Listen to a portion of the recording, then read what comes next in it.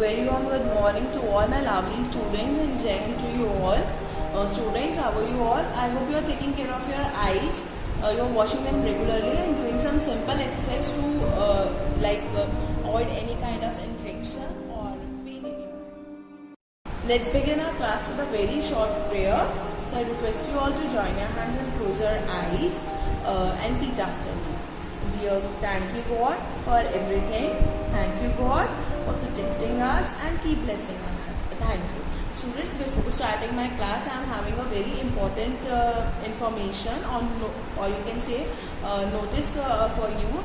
The notice is that next week, that is on 1st of September, that is on means next Friday, your PT1 activity will be held. अब आप ही confuse होंगे कि what is PT1 activity. Students actually PT1 में आपके सारे main subject exams conduct हुए थे. सो जैसे आपकी संस्कृत की एक्टिविटी हुई है तो ठीक है, नहीं हुई तो होगी. जैसे आपके जो बाकी सब्जेक्ट्स है like computer, Sanskrit and general knowledge, तो जो PT1 का सिलेबस है हम वो एक एक्टिविटी फॉर्म में कंडक्ट करके उसको कवर अप करेंगे. ठीक है. सो जो भी आपका जीके का PT1 सिलेबस है एंड एलएस में सिर्फ लेसन नंबर 1 आएगा, that is goal setting process. सिर्फ वही लेसन आएगा, तो कंफ्यूज मत होइएगा. और उस सिलेबस के साथ current affairs in the abbreviations which we have done first time, not this month, जो पहले वाले करे थे वो वाले, ये वाले नहीं.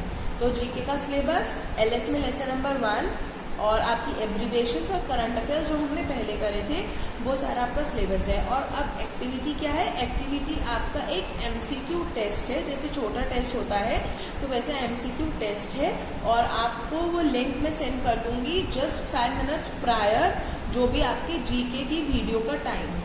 ठीक है. उससे 5 मिनट पहले आपको मिलेगा, so that you can activate that on time. ठीक है. 15 मार्क्स की एक्टिविटी है जो हम आपका सब्जेक्ट एनरिचमेंट में कंसिडर करते हैं. Right? I hope it is clear to you. So let's start our today class.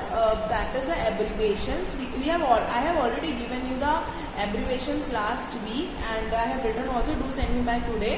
Although I am getting the homework till now, so no problem is there. At least you are replying me. That's a very good thing for me. Okay, so these are the answers of the abbreviations. अगर आपने कर ली है then very good. Please match it up. And if you have not done, then please note down the answers of these abbreviations. I will send you the picture also. So don't worry कि ma'am ने video में भेजा, हम इतनी जल्दी कैसे लिखे. वैसे you are smart enough, you can take the screenshot also, right? So these are the abbreviation answers, and these are the current affairs answer, right? Today we are going to do more 2 topics rather than the abbreviations and current affairs. Okay. So students, one more thing, कि this time I am giving you current affairs and abbreviation, but current affairs and the abbreviation are these kinds of things which is very general knowledge for you all. So it may be possible कि when you are having your half yearly exams आपको exact current affairs ना मिले, और आप बिल्कुल like 3rd, 4th, 5th के student नहीं हो कि आपका जो कॉपी वर्क है सब वही आएगा. ओके. हाँ, बट हाफ ईयरली में आपका कॉपी वर्क में क्या आपके एब्रीविएशंस और करंट अफेयर्स जो आपने करे हैं वो सब आएंगे. Okay. So I hope the notice is clear, the abbreviation, the current affairs answers are clear to you. So let's begin with our today's exercise, today's topic. हाँ, but before starting the topic और exercise, let us see the syllabus first. Right. मैं आपको syllabus में कुछ समझाना चाहती हूँ. समझाने में से आज सच कोई टिपिकल नहीं है, हम सिर्फ ये देखना चाहते हैं what we have done till our syllabus right now. Okay.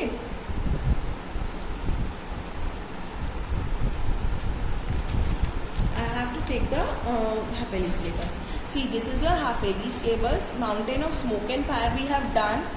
Union Territories we have done. Women and Sustenance we have done. Bringing Fantasy Alive we have done. Traditional music instrument we have done.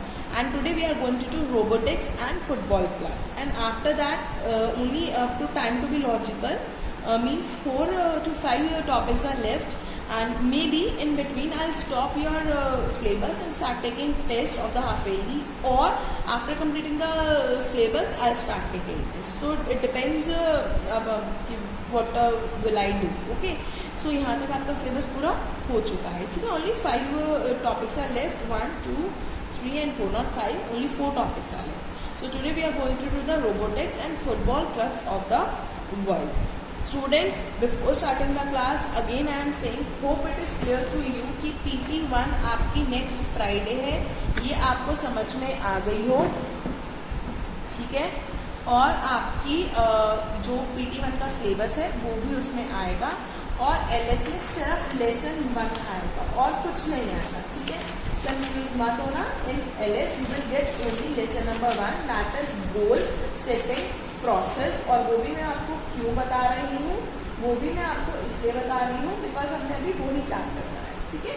The 2 chapters जो syllabus आपके पास है उसमें भी यही mention है, तो आपको clear होगा।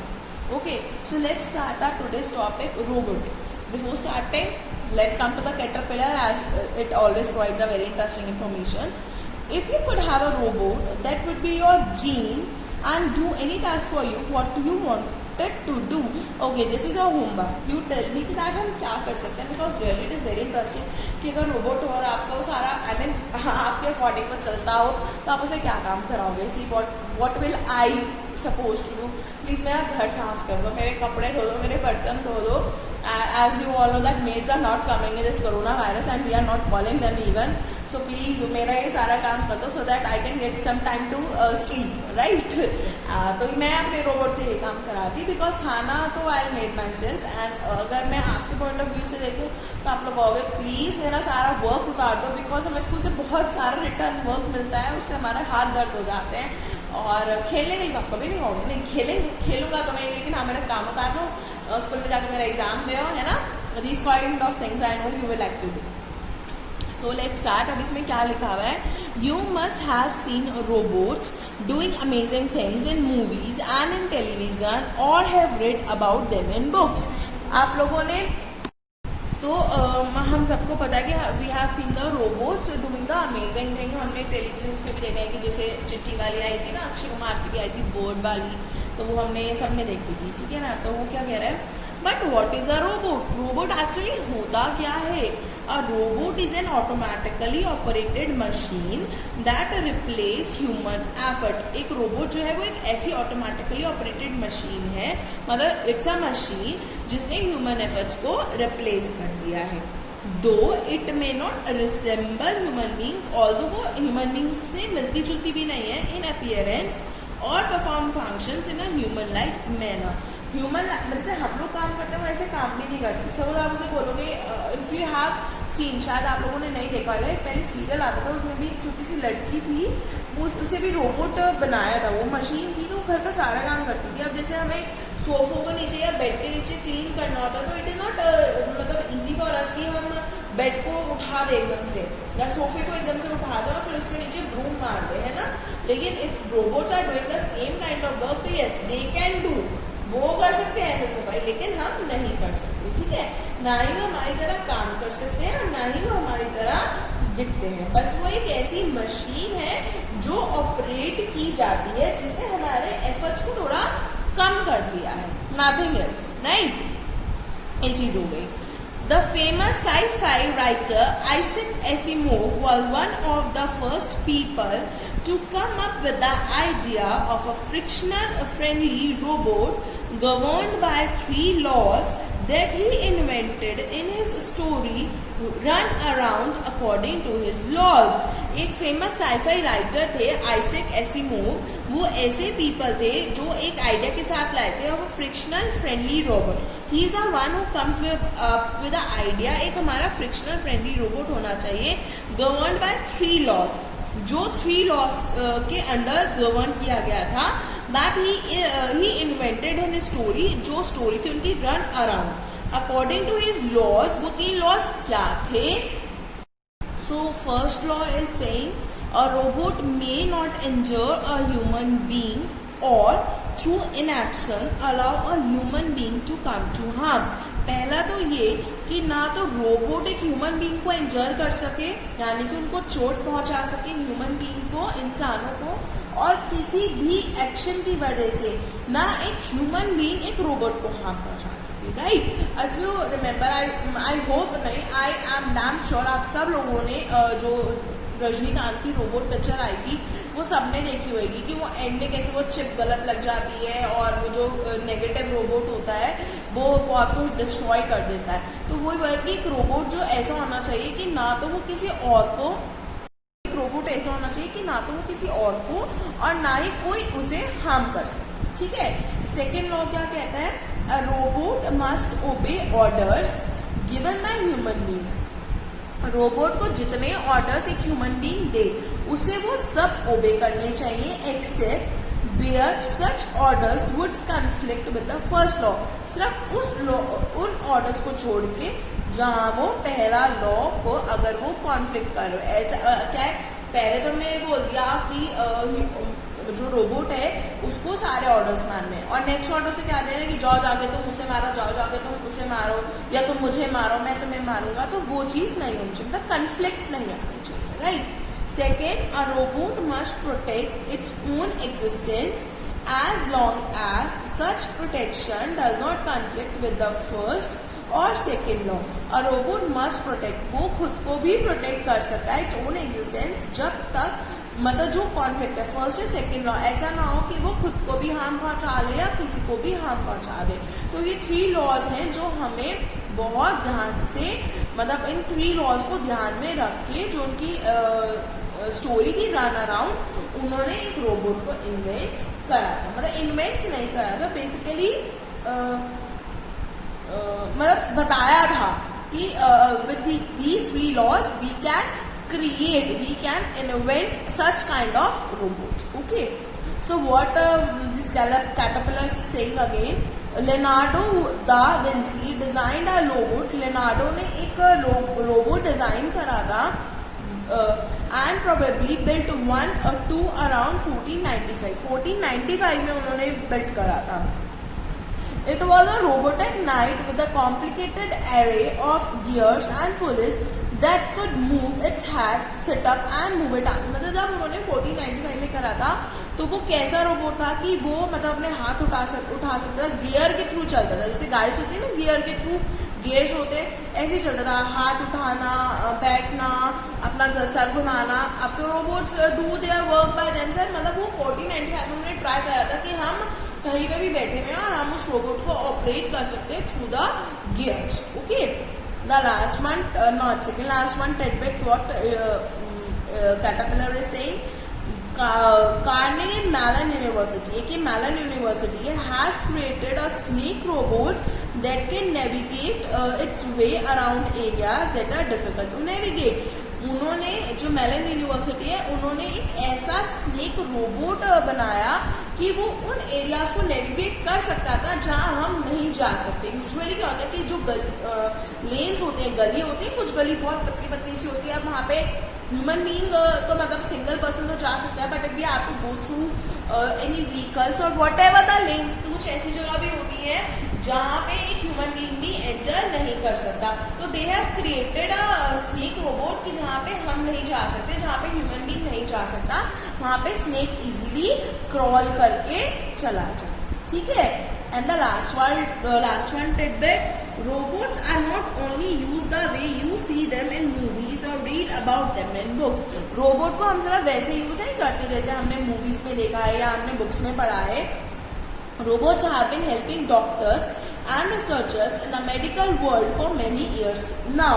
robots हैं डॉक्टर्स को भी हेल्प करते हैं और रिसर्चर्स को भी हेल्प करते हैं बहुत सालों से, ठीक है। क्या होता है यूजुअली से डॉक्टर को कोई ऑपरेशन जैसे होते हैं, एक बार को मतलब आई don't know the doctors medical terms, ज़्यादा नहीं पता मुझे, जैसे डॉक्टर ने बोला कि ये सिरिंज दो या ये इंजेक्शन दो, एक बार तो ह्यूमन गलती कर देगा, ठीक है, but robot never do the mistakes because वो मशीन से ऑपरेट होते हैं, तो उनके अंदर वो सब कुछ इनबिल्ट होता है, तो वो गलत कर ही नहीं सकते, right.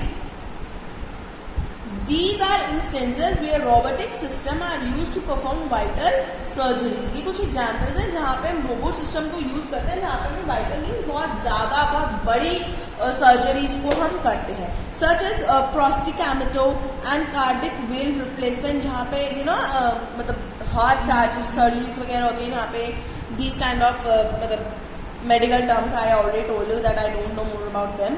So they are especially effective in neurosurgery. Neurosurgery I know about the brain, जहाँ पे brain से related होता है, where stereotyping intervention is used to pinpoint certain small points in the body and execute the required precise actions to them. Precise means बहुत छोटे छोटे और एकदम से बहुत निगरानी रखनी पड़ती है, बहुत sharp eyes जिसे हम बोलते हैं, तो वो सब चीज़ें रखनी पड़ती है, वहाँ पे रोबोट्स को हम यूज़ करते हैं. इसके लिए मैं आपको एक एग्जाम्पल देती हूँ, रोबोट पिक्चर का देती हूँ कि जब मैं Aishwarya Rai is giving exam और वो मतलब पकड़ा जाता है, वो छत से उनको लाइट प्रोवाइड करता है, दैट काइंड ऑफ, कितनी प्रिसाइज, मतलब इतनी तेज नजरें होती हैं, मतलब बहुत शार्प सब कुछ, वहाँ पे हम रोबोट्स को यूज़ करते हैं, right. So the exercise star point के, but tidbits and the laws are very interesting. Name the famous writers or filmmakers who created these robots. ये वैसे writers हैं और filmmakers हैं जिन्होंने robots, imaginary robots create करे हैं फिल्म में या अपनी बुक में. The first one is R2D2 who created George Lucas Star Wars. ठीक है, Star Wars एक मूवी जो है उसमें जॉर्ज लुकस ने करा था. सोनी आइजैक एसिमोव, ये जो साइफाई राइटर है आइजैक एसिमोव, ये फर्स्ट रोबोट इन्होंने भी स्टोरी में करा था. ठीक है. Terminator James Cambrian, the terminator एक मूवी है जिसके काफी सारे पार्ट्स हैं, उसमें भी एक ये रोबोट ही है, और किसने क्रिएट करा था इन्हें, जेम्स कैमरियन. चिट्टी हिंदी में in Bollywood the movie name is Robot, but actually it was a south movie, तो S.S. Shankar and the movie name is Enthiran. Okay, Enthiran is the movie name. The producer director is S.S. Shankar and the robot name is Chitti. Okay, so this exercise is completed. Let's come to the next exercise. So football clubs, first one is Andres. हमें क्या करना है, we have to write the name of the captains or the ex captains. हमें जो यहाँ दिखा रखे हैं, हमें उनके फुटबॉल क्लब्स का नाम लिखना है. So the first one is Andres Iniesta. The football club is Barcelona. Okay. The next one is John Terry. Okay. The next one is Sergio Ramos and the football club name is Real Madrid. Next is Wayne Rooney. The football club is Manchester United. Next is Vincent Kompany. The football club is Manchester City. Next is Philip Lam. And the football club is Bayern Munich. Okay, dear students, nothing is there to explain in this part, so I'm not explaining because only the pictures are available and you have to write the football club. Okay, now answer the following question. Name the football club which won English Premier League 2017-18. हमें उस football club का नाम बताना है जिसने English premiere league जीती थी, कौन सी, 2017-18. The answer is Manchester City. It means the captain or the ex-captain is Vincent Kompany. Congratulations. Which Italian football club is nicknamed Rossoneri? ऐसा कौन सा इटालियन फुटबॉल क्लब है जिसका निकनेम है Rossoneri? AC Milan. Okay, the answer is AC Milan. Third question is which club won the 2017-18 UEFA Champions League? ऐसी कौन C club है जिसने 17-18 UEFA Champions League जीती थी? Real Madrid CF. कौन सी है? Real Madrid CF. It means the captain is Sergio Ramos. Okay. Next and the last question is which club was formed in 1878 under the name of Newton Heath LYR? Manchester United FC. FC stands for football club. Which club was formed, यानी कि ऐसा कौन सा club 1878 में बना था, किसके नाम के अंदर? Newton health LYR, that is Manchester United FC. The captain was or is Wayne Rooney. Was or is क्यों यूज कर रही हूँ? Because I don't no whether they are the current captain or they are the ex-captain. Okay. So this is all for today. Students, at the last again I am saying कि आपकी next Friday PT1 की activity होगी जिसमें syllabus PT1 का आएगा. उसमें GK LS दोनों include है. एब्रीवेशंस, करंट अफेयर्स आपके और बुक वर्क, और जो आपने लाइफ स्किल्स में गोल सेटिंग प्रोसेस चैप्टर पढ़ा है. Got it? समझ में आ गया? नेक्स्ट फ्राइडे मैं आपको 2-3 मिनट्स पहले ही वो लिंक भेजूंगी ताकि you can do it easily. Done? And if you have still any doubt, do contact me. Okay, thank you students. That's all for today, and you are requested to stay home, stay safe, and take care of yourself.